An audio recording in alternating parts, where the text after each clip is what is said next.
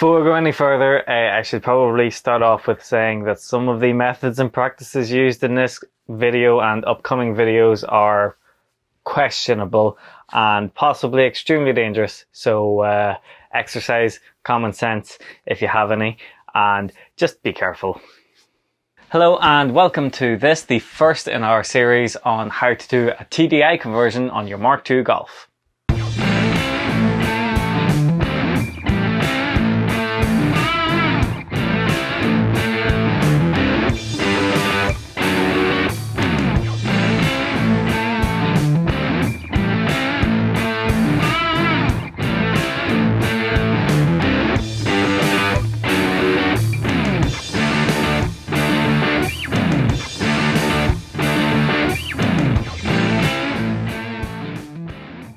Now you may be thinking, hang on a minute, didn't you just start a video series on how to build an engine?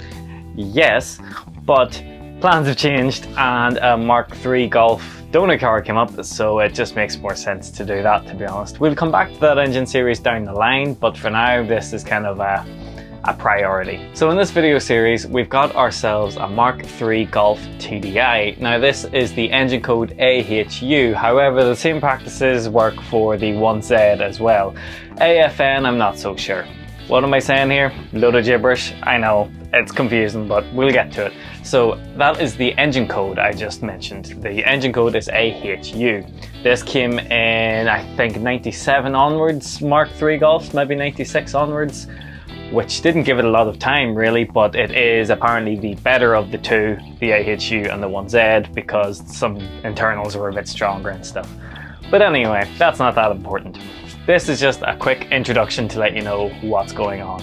So we're putting this TDI into our Mk2 Golf, which is a 1984 diesel, which means it is CE1, which we'll get into in a further video. This means we'll be doing a full conversion to CE2, which is what the Mk3 Golf onwards is, to make life a little bit easier for ourselves. Now I have seen a video on YouTube at the minute saying how to tell if your Golf is CE2. Now that was one video in America with one car which happened to be CE2. Now I happen to own a CE1 and a CE2 and will be converting this one to CE2 so I can show you exactly what the differences are. I've also made some diagrams and some animations to tell you what pins go where, what wires go where, exactly what to do. More to the point, I'll be showing you exactly what to do because I know there's lots of documentation online saying you do this and you do that, and that can be confusing whenever you're just reading a block of text, because for a lot of people you like to see what you're actually talking about, and for some people you prefer to read.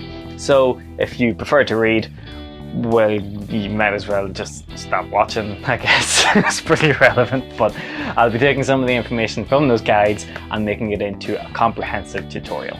Now, what is the plan? Well, I will be doing a full loom conversion front to back, splicing, well I think. I'm still on the fence about how I'm going to do this, but right now I'm a wee bit away from worrying about the wiring side of things. So first of all, we're going to strip down our Mk2 to a bare shell and we're going to put it on a spit to make sure our bodywork is actually worth doing it. This, as much as it will be a TDI conversion guide, it will also be a bit of a build thread on saving my Mk2 Golf. So let's talk a bit about the Mk2 Golf. So this is my 1984 Mk2 Golf C diesel, which is the lowest of the low spec you could buy. The only lower was a 1.3 petrol, but it was the lowest diesel you could buy. It had a grand total of 40 horsepower, I think 40 or 45 when it was new, and the 0-60 to time was yes, probably, eventually. But yeah, needless to say, it was slow, and this is one of many other engines that I've put into this thing, but I'm hoping that this is to be the build to end all builds. So what are we swapping over from the Mk3? Well, we're going to take the subframe, the wishbones, basically the entire drivetrain, the whole front end. We're going to take all of the wiring, we're going to take the fuse box, we're going to take the rear beam, which I hoped would be discs, but isn't, but maybe I'll change it to discs down the line. And basically as many cross-compatible parts as we possibly can, just to save effort down the line. I learned with building my Subaru that the best way to do something like this is to have a full donor car and just do a complete swap. So by the end of this, we should basically have a Mark III and a Mark II shell. It's going to have power steering, it's going to have a TDI, it's going to have a diagnostic port so I can use VAGCOM, the works. So I'll be showing you the ins and outs of how to do this swap, everything that's involved. I'll be telling you the tools you need, I'll be showing you how to do the wiring, everything. But first of all, we gotta get ourselves a car ready to go. So we're gonna strip down a Mark II and we're gonna get started with a guide on how to do that.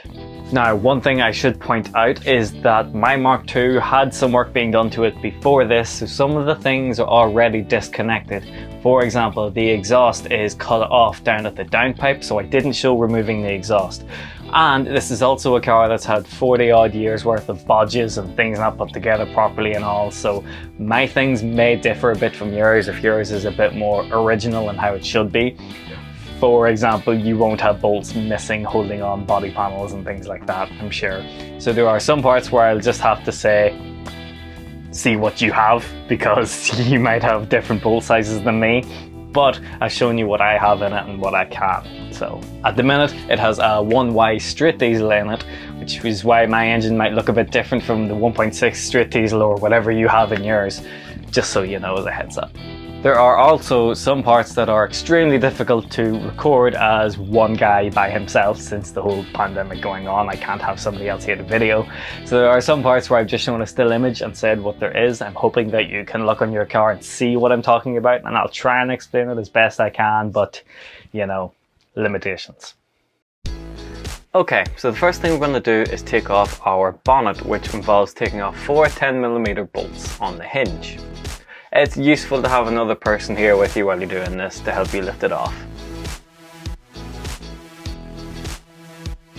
Next, we're going to take off our battery. Now, I have quick release terminals on this, but chances are you'll have 10mm bolts. Along with this, there's a 13mm bolt on the bracket. You may need a long extension to get at it though. Then we're going to take off our airbox. Now, mine doesn't have the O-rings on it anymore, but if you look on these little hooks, there'll be either cable ties or rubber rings holding it in place, one at the side and this one here at the back. Remove these and you can just lift it straight out. Then we have our diesel fuel lines, and these are a 17mm bolt, and you can use this with a spanner or a socket. Now, these are called banjo bolts, and it's important to put these back in the same place. Although we won't be reusing these, it's still good practice to put them back where they belong. The return has a small pinhole in it and the feed has a larger pinhole in it, and it's a handy way to tell them apart.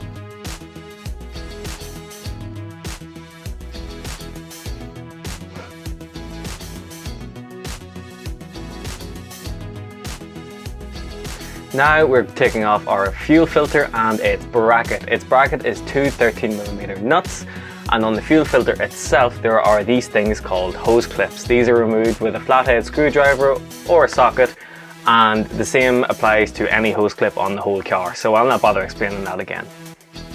As you can see, I only have one nut left. You can see what I meant by your results may vary. Now we're taking off the throttle cable, and chances are you will have the correct nuts holding yours in place, which involves a 10mm spanner, but mine doesn't, so it's just a case of pulling off this cap, popping it off, pulling it off the rubber mount, and away you go.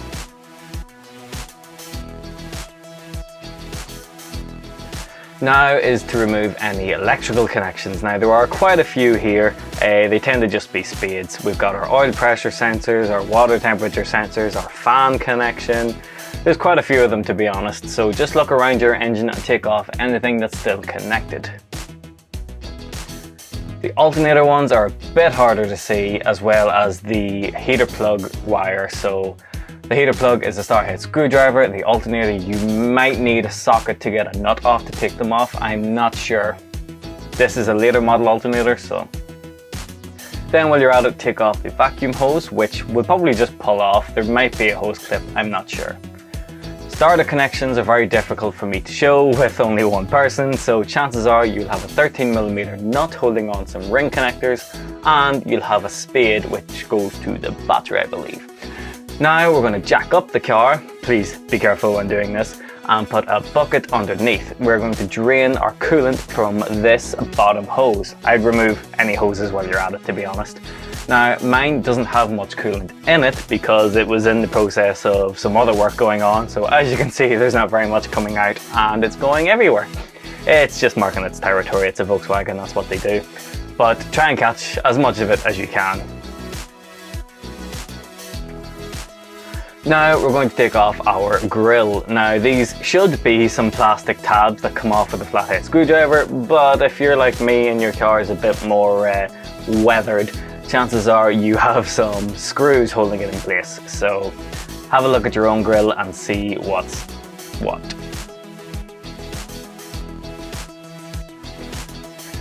Then we have these radiator brackets, and I won't lie to you, mine was not connected, but I pretended it was so I could show you how to remove it. These are just 2 tabs and they are probably held on with 10 or 8mm bolts, and then your radiator will just lift right out if you've disconnected the hoses like I said before.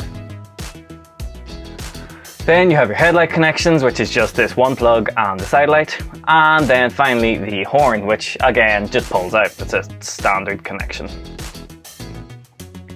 Next we have our bonnet catch, which you have to wiggle out of that little bracket there and then pull down and out.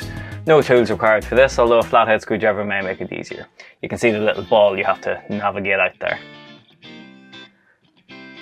Then it's time to finally take off the full slam panel. Now this involves 9, funnily enough, not 10, but 9 bolts, all 10mm in some hidden places. 4 at the top here, and then there are 4 just below this at the front of the chassis leg, and then 1 is hidden behind my number plate.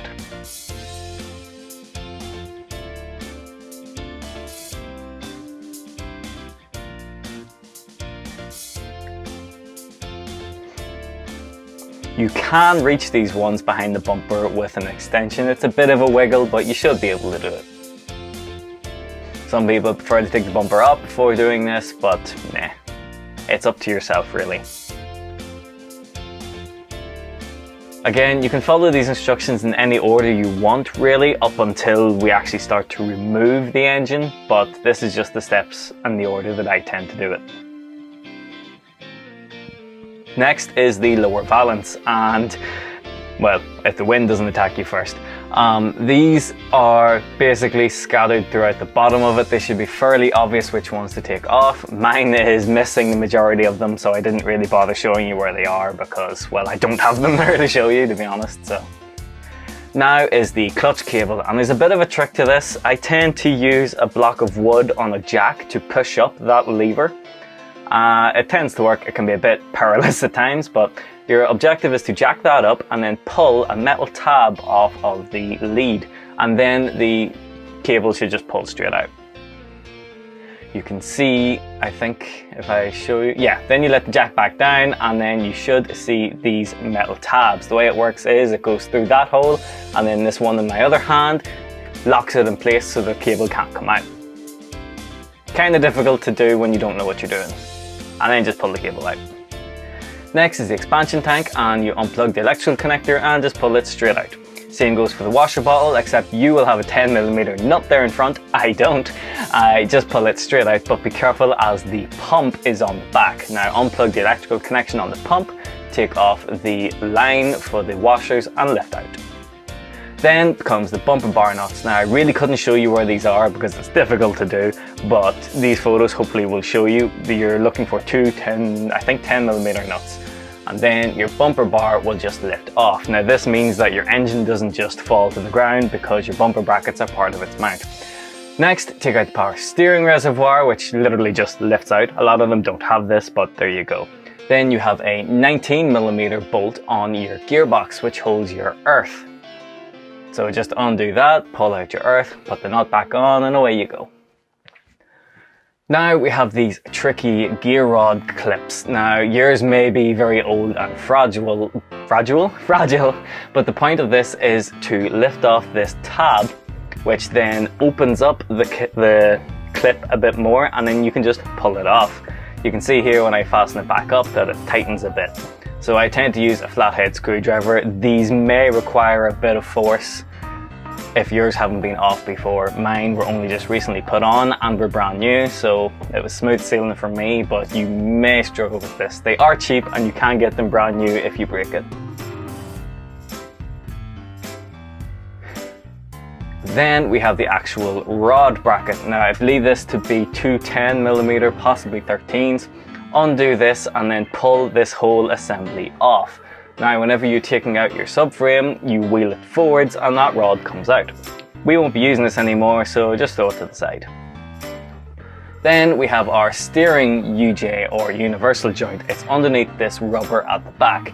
Again, I wasn't able to get somebody to record me taking this off, so what you're doing here is undoing this bolt that goes straight through it and then lifting it out all together. This is very important to not forget because your whole subframe will be stuck if you don't take it out. So now we're going to jack the car up completely and put it on axle stands because we're nearly there.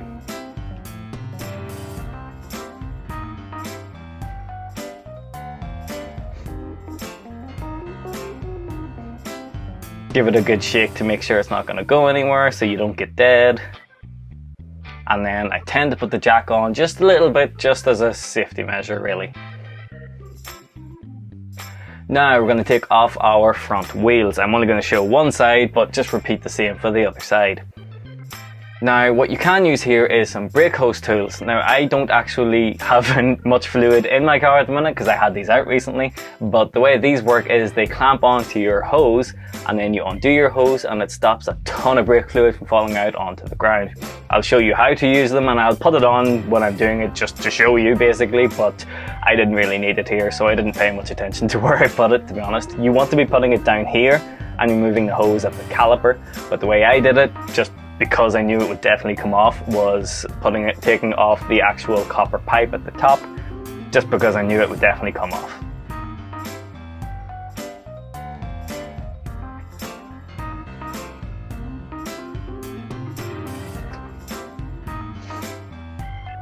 Now we're going to take off our struts or shock absorbers or whatever you want to call it. Now these are two 19s. Put a spanner on one side and a socket on the other.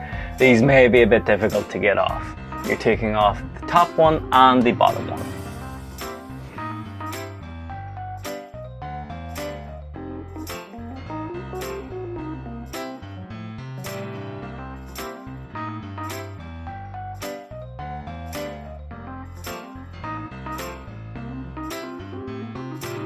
Now once you have this good and free, you're moving up to the top and taking off this cap. You may want to use an impact gun or an Allen key with a spanner to take this off. This means your strut is now free, and with a bit of wiggling and jiggling you can get it out. Which means now we are lastly onto our subframe, which is held on with 4 bolts. I believe they are 19s. It's hard to show where they are, so I've shown you, well, technically 2 of them, but only 1. And then at the front, we have to take off every bolt you see here. Now it's time to do what might be slightly dangerous. Please be careful whenever you're doing this.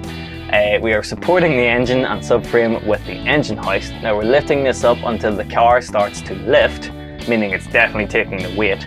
And then I'm going to use a breaker bar here to start to loosen the subframe bolts. Now, please be careful with this. I've done this before, so I knew what I was doing, but to an untrained person, this could wind up with, well, crushed hands and God knows what, so please be careful. With an assistant here to make sure I don't get dead, it's time to take the last bolts out. And because the engine hoist is taking the weight of it, it didn't drop. So now we're lowering it down onto our wooden tray thingy here on the ground. Doing some last minute adjustments, taking this cross member out so it comes straight out. We should have taken it off before, as I showed you in the earlier pics, but we didn't. Now with everything connected, I should probably add you meant to take the speedo cable out and I forgot. But yeah, I think it's just a 10mm bolt and it lifts out from the gearbox. But yeah, once you've all that done, you are ready to wheel it out. I tend to do it this way just because it gets everything out in one go, and I hate fighting with drive shafts under the car, so you know. Now we're moving to the back and we're going to jack her up on the rear beam and support it with some axle stands. We have much less stripping to do at the back than at the front. Mainly because there's not as much weight in the back. So we're going to take off our rear wheels now. Same process as before really. And then the key part here is moving the rear bumper. Now you can see sort of where the bolts are. It's hard for me to show you properly, but there are 4 and they should be 17s. The reason we're only taking the back bumper off is because we'll be putting it onto a spit which bolts on at the bumper brackets.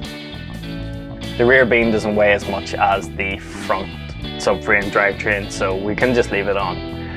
And once you have all that done, you are ready to put your car on the spit. And that is a full front end strip down of a Mk2 Golf.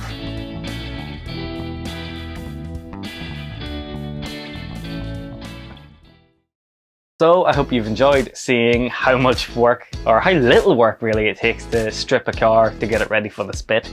Now that whole wheeling the whole front end out in one go can be slightly dangerous if you haven't done it before. I mean, if you don't support the engine properly, the subframe can just completely drop and crush your hands and destroy your tools, and please just exercise caution when you're working on your own car. But join us in the next episode, whenever that is. I'm trying to do this as frequently as possible since this is all I'm doing right now, but I'm waiting on some parts and things to arrive before I have anything more to show you really. But in the next video, the vehicle will be on the spit and you can have a look at the body beneath. So, as always, be sure to subscribe, leave us a comment, tell us, Jesus, that thing's terrible, or tell your friends, or who knows what. Check us out on Instagram. I'm at Tomo Patterson, and check out Connor on Instagram at Hughes Corporation, and also check out our Instagram account for the group, but we don't really use it very much, at 427 Motorsports. Be sure to check us out on TikTok now, because that's a thing that we do apparently. Again, at 427 Motorsports, and it's actually our most popular social platform, so that's kind of embarrassing since it's only been going for like a couple of weeks. Hey ho. But yeah, so thanks very much for watching. Subscribe to see the next video, and yeah. Good luck.